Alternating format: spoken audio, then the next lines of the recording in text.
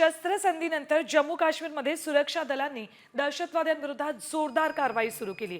पुलवामाच्या त्रालमध्ये दहशतवाद्यांसोबत चकमक सुरू आहे। सुरक्षा दलानं 2 दहशतवाद्यांना घेरल्याची माहिती आहे। सुरक्षा दल आणि दहशतवाद्यांमध्ये जोरदार चकमक सध्या सुरू आहे। 2 दहशतवाद्यांना घेरल्याची माहिती सुद्धा मिळते। त्रालमध्ये सध्या ही चकमक सुरू आहे।